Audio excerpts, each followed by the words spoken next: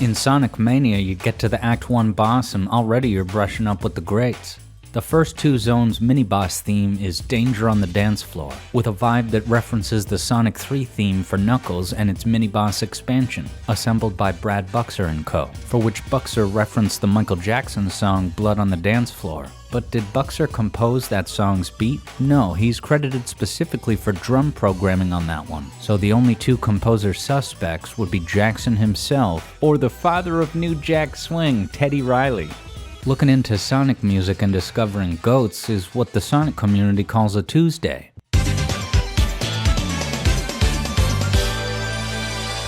Those who were there for the Genesis understand what a massive deal it was to discover Sonic 3's seamless act transitions and remixed compositions. So after 23 years of brutal wading through flippin' tumbleweeds, Chemical Plant's Act 2 intro joined the ranks of my most treasured Sonic memories.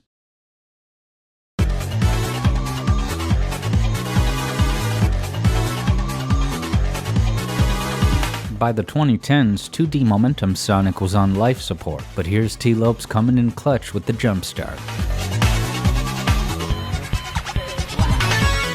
OG Chemical Plant had two variations of the main melody, and Mania's Act 2 deliberately goes to Variation 2 right off the bat to use that exclusively.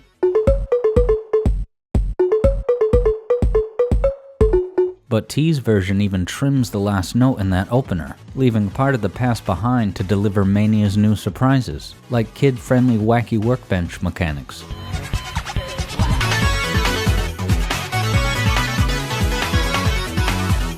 The 92 Chemical Plant opened with the iconic melody that shares a tonic or two with the song Glam Slam by the artist formerly known as Prince. In Sonic 2, the syncopation gets going one event earlier, and once that supertonic hits on the end of 2, the stretch of no new notes is honored. And they're both in the key of F sharp minor. That is specific. And thus what we discover deep in the plant is blackness. So that ooh wackadoodly doo, I'm so blue. That spring from your experience or the little brothers? We had our own process. For benefit of the doubt, maybe he was gonna be credited, but they just couldn't find this symbol in their font library. Tee Lopes is not the composer of Mania's Chemical Plant, but one of many excellent arrangement choices is a material change to the chorus chords. The 92 version had a mostly vanilla Eggman cadence. This 7 chord here has a dominant function, but Mania's chord swaps put a tonic function 6 chord there instead.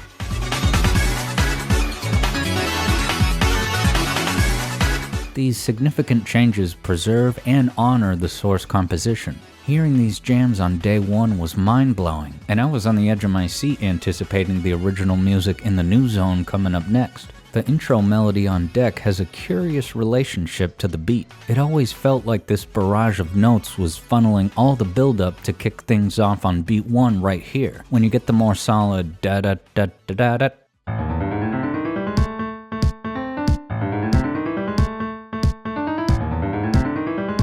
Only problem is, if you count along the beat that way, you'll soon crash up against the drums, which have a different idea.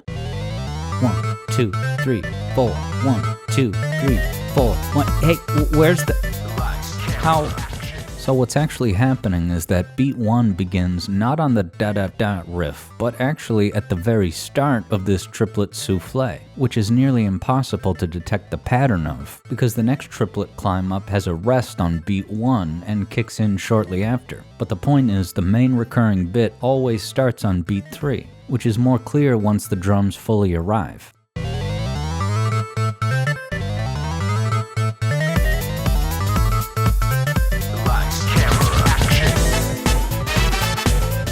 So writing a melody in which the listener can organically detect the beat is something to think about in the composing lab. Act 2's television studio was the first act developed for Mania, the proof of concept that greenlit Project Discovery. You approach the studio here in the city in Act 1, which relates to the new Mania Zone's unifying theme of the mass media, which is not really what Sonic's all about. So if this video is more meta than most, reach out to the CW. under evening starlight.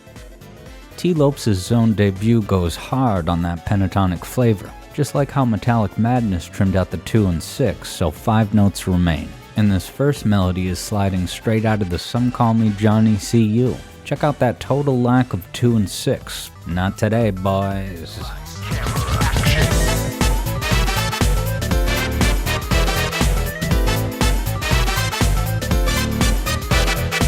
The pre-chorus contains evidence that Lopes has played Sonic 3, because the Balloon Park McDonald's jingle is back in action.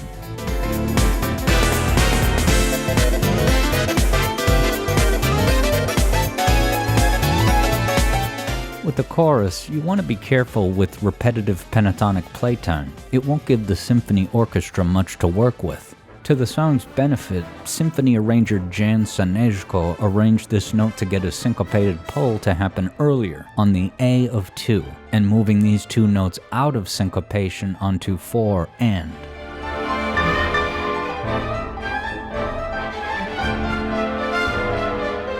The symphony has too many repetitions of this melody, especially since it trimmed out the piano solo and the McDonald's pre-chorus. It's a concert medley, move on. If this dish Lopes cooked up has a bit too much copy-pasta, all is forgiven because of the glorious 9th chords playing simultaneously underneath. We already talked about these at Tidal Tempest, when you build a chord up high with a skip, skip, skip, skip. The note at the top is the 9, which is 1 step away from resolution on home base 1. What it earns us here is a touch of jazz, free of pretense.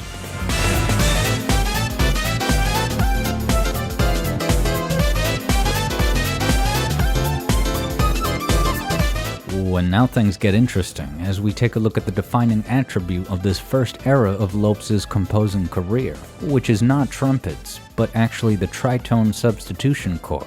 You know how the 5-to-1 chord change is like the main character of music? If you give this 5 chord its 7th, well now the chord contains notes 5, 7, 2, 4. So now we have 2 excellent locations of resolution. Here's the classic, and up here a descending resolution on.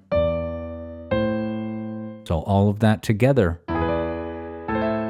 One engine in this chord is the tense distance between the 7 and 4, which share a tritone relationship, exactly 6 semitones apart. What if we wanted to try a different chord that nonetheless benefits from this attribute? Let's remove the other 2 notes so only the tritone pair remains. If we invert it, we still get the exact same tritone distance of 6 semitones, because it's exactly half of the 12 tones of a full octave, so it's the same distance upside down. In this new location, using this wireframe as the basis to make a chord of the same shape as before looks like this, which means the chord's root note is now actually a minor 2, and this is what's called the tritone substitution chord. You can easily use this bass minor 2 for an intimidating desert, or like Jaws is approaching, but Tee Lopes is going to show you all sorts of ways that this minor 2-to-1 resolution on bass, often part of a tritone substitution, can do so much more than just Jaws mode. It's the conclusion of the first new zone in Mania.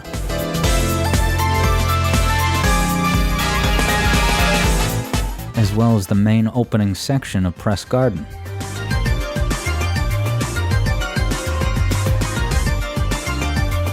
In an excellent unification, this TS chord even appears in a reimagined classic zone, Metallic Madness.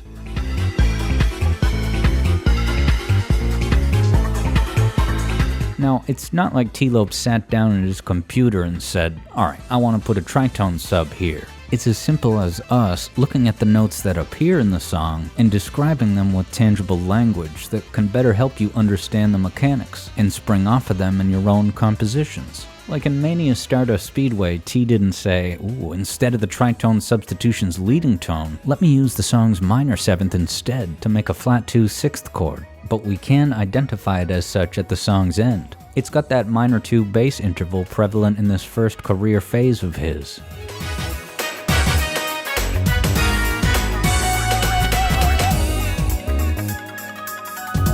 For a more obvious main stage 5-1, you'd need to go to Titanic Monarch, which we will, but as a middle ground, Mirage Saloon's conclusion chord change does have the hallmarks of a typical 5 chord, but I know for a fact that the scale's minor 2 is also in there, not on the bass but in the upper register.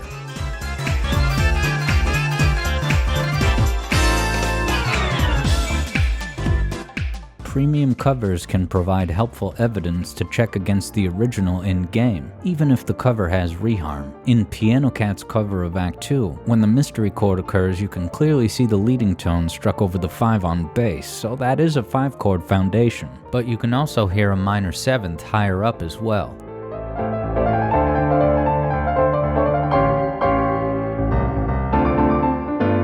You know I'm all about preserving the magic of music, and there's never a pressing need to specifically identify every last note or chord. What matters is, this cover is creative and confident, and Tee Lopes expressed his approval in pictures, just as I do today with words. Gotta use your words. At press time, this mystery chord is above my pay grade of private investigator stats, so have at it in the comments, theoreticians. So all of that just now was a test to see if you notice the boss music melody that funnels the energy into that mystery 5 chord.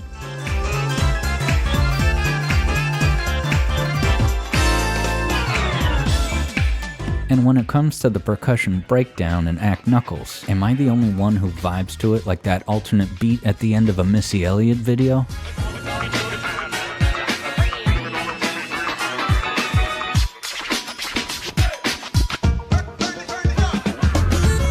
Knuckles gets his own dedicated act, but to this day they still have not patched in the OVA sheriff's hat. They did patch in the missing level transitions that were absent on day 1, but they kept the Press Garden Act 2 transition to this day, where Sonic silently walks to the right and then comes to a stop, like he's lining up to go back into class after recess.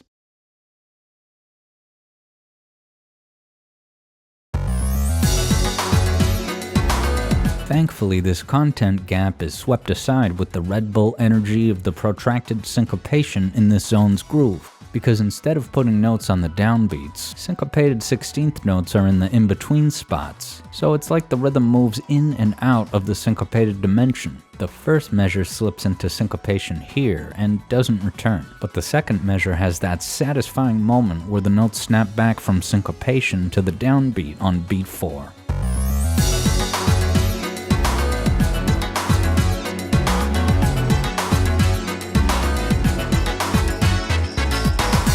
Even if Lopes' solos aren't as deliberate and purposeful as Hataya's, the improv of zones like Press Garden and Studioopolis certainly lands in the lineage of Sonic tunes. When Sonic CD released in '93, Lopes was in Portugal, which, being a sovereign European nation, got Sonic CD's actual soundtrack. That's why Lopes has known Hataya's work all his life, which really influenced his style. A track like Studioopolis Zone Act 1 has that crazy piano line because he realized that if Palm Tree Panic can do it, so can this song, which extends to Press Garden's solo too, and that's all well and good. However, the elevator animation teaser specifically telegraphs that Sonic CD and 4 are irrelevant, unnecessary entries whose contributions are not funneled into the purpose and identity of Mania. And here's the DLC getting its own button. So on the day 1 release, when rolling up to the solo of Press Garden, it's just like, who is this internet composer for hire that grabbed the brass ring to now just import these meandering improvs into my Sonic?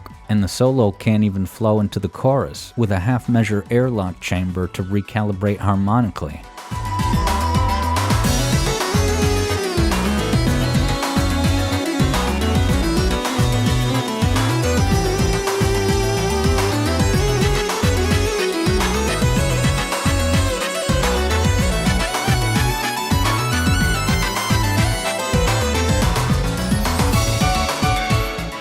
And then the meme Tee Lopes equals trumpets hit the market in the years after Richard Jacques' special stage in Sonic 3D Blast, which draws from Hataya's Quartz Quadrant.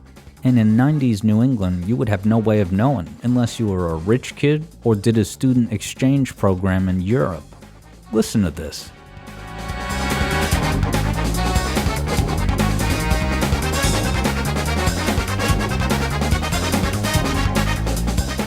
the solos and trumpets raised eyebrows upon debut, Titanic Monarch struck a more relevant chord. There's a video of music theory analysis by Josh over at Ongaku Concept, the first ever YouTube channel about music theory in video games. The fact that barely any of my observations today overlap with his shows you how rich Lopes' composition work is, channeling Sonic's storied history at Scrap Brain. The chorus of Sonic 1's last level is essentially the basic 1-4-5 chord sequence from every song ever, but also with a tritone chord thrown in. So in other words, these first two chords match the starting verse of Mumbo's Mountain.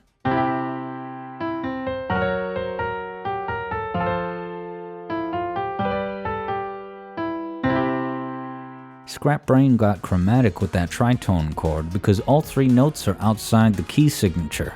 Mania's last zone gets chromatic too, but with chord roots that stay closer to home. Tee Lopes was depressed when composing this song, and it shows. Like Scrap Brain, the second chord does contain chrome, but there's not enough steam to leap up to that Kirkhope triad. Instead, a chromatic median chord, which is any chord that's a third from the tonic and has at least one accidental, which this has two. The major 6 and third, both borrowed from major.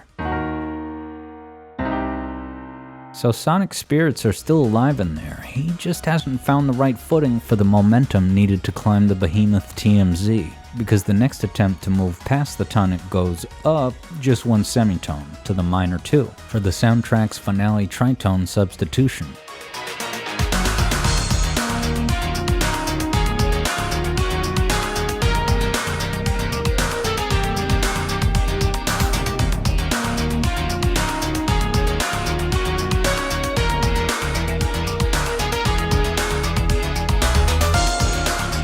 Scrap Brain just kind of restarts all of a sudden, like a ringtone. It abandons the beat and slaps on the loop.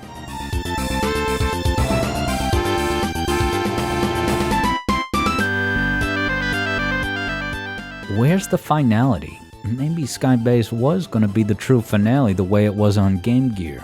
But the Monarch understands the gravity, with a 5-1 as that last critical chord change on the circle of fifths, with the sus4 grandeur, just like its Baroque forefathers at Hydrosity's finale.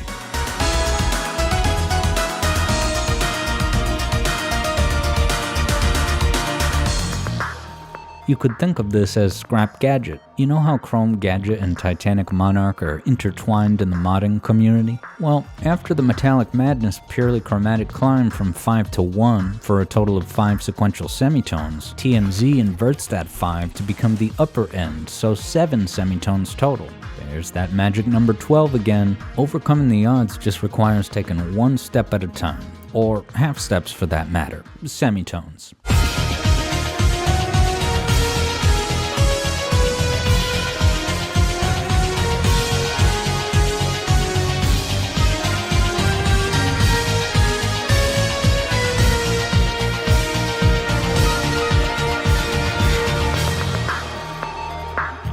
Upon looping back to the start, did you recognize anything in this opening melody? It shares an identical rhythm of eighth notes with Sonic 91's Final Zone, checking in with the contour intermittently, but making a stepwise ascent to the destination 5, and it's able to resolve on the major third because of the chromatic median.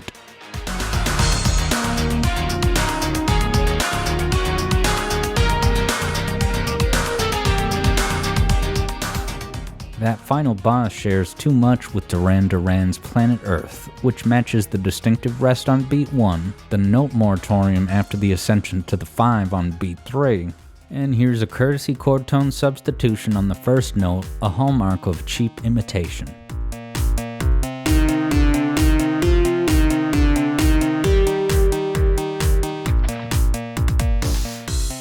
You have made a fool of me for years. You saw it that day. I found it and I put it there. I know you saw it. That... What? That what? What Tony won't acknowledge is that once you build a portfolio of music you can confidently call your own for the long haul, no one on Mobius can take that away.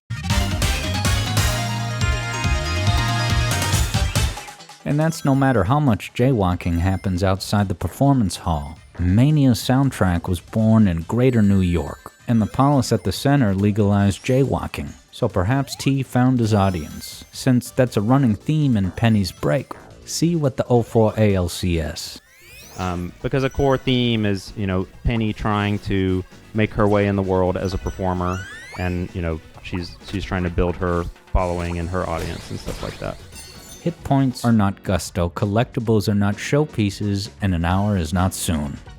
Tee had more than an hour to burn during social distancing, and solved the problem by learning music theory. This introduced him to staples of the craft, like the circle of fifths, and how to move along it, so that any individual pair of chords here has the force of a 5-to-1.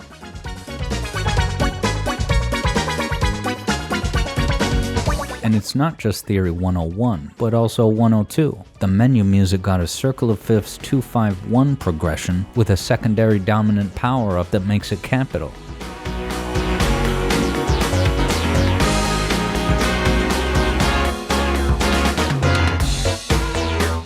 Long before the breakaway, the road to Mania was rough. Jun Sonoi's White Park in Sonic 4 has those clashing harmonics that don't occur when someone else arranges Jun's composition.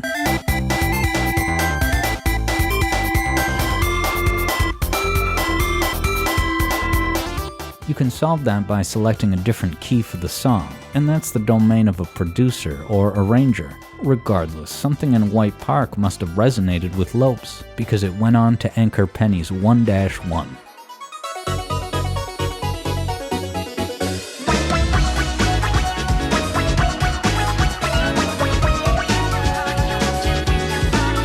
So either Tee is a faker Sonic fan, or he's way too big of a Sonic fan. Maybe he was the one that pressured Sonoi to make Superstars sound like Sonic 4. Now, shortly after Penny released, Tee Lopes forgot music theory.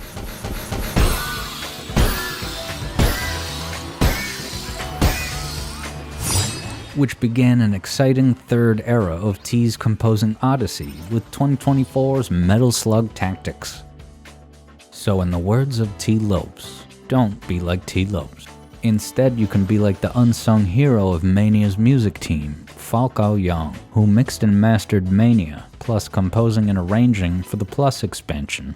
After a few years, I just decided that I needed to take this career more seriously and said, hey, look, I've done my computer science, I have worked a little bit, now I want to more formalize my training in music, so I went to ICOM, which is an International College of Music, it's a Malaysian college, and they have a twinning program with Berklee College of Music in Boston, so eventually I ended up in Boston.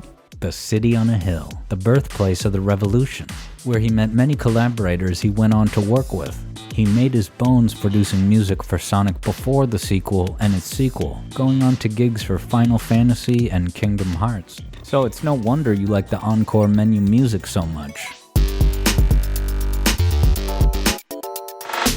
And here's the title screen's Endless Mind Rhythm, which was in the key of G major, transposed down to E major, which is a chromatic mediant away from the encore tonic on G's parallel minor key. And it's for this reason that this needs plenty of accidentals to make the math work.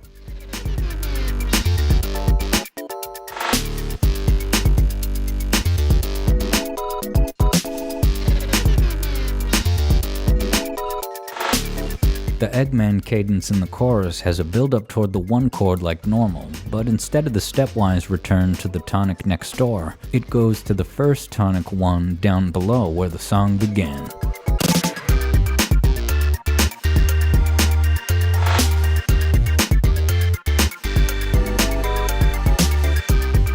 We're not even going to go into how amazing his pinball arrangement is of the trackball game's Trap Tower. Let's save that for a bonus video.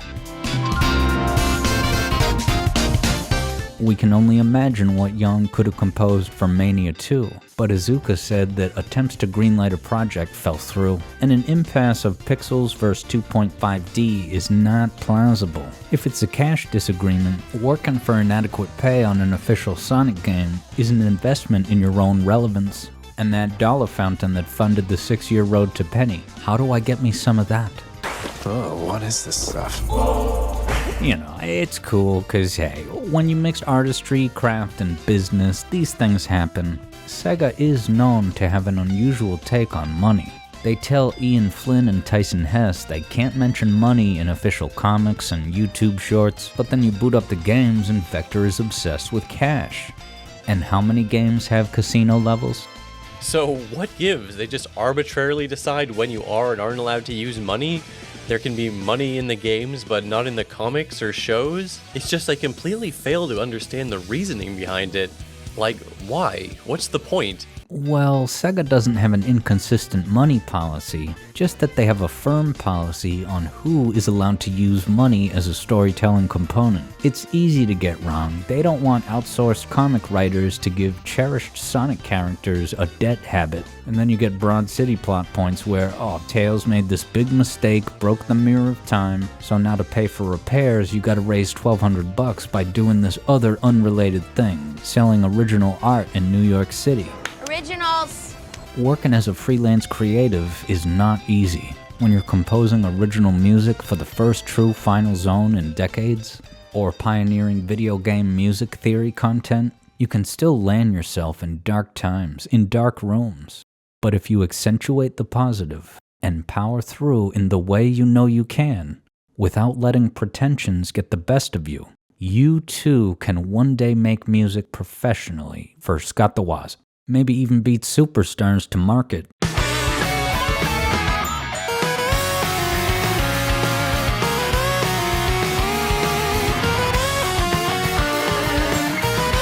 Any given life could become the coolest in the neighborhood, starting at the exact moment you confidently say, ready, set, go. If you want to make music with Jun Sonoy, or sit in for him on guitar with Johnny, step one is putting yourself out there. Then you think about the fact that Mania's original soundtrack zones are all minor keyed. You wouldn't necessarily realize that, since it's also energetically cohesive, and that's an amazing testament that when life deals a bad vibe, make it better. Tee Lopes brought back trumpets in Sonic, because he earned it, which is what we call the being there bonus. If you put in your 10,000 hours, someone will notice. And once you're in the driver's seat, you can call back to the greats that helped you get there.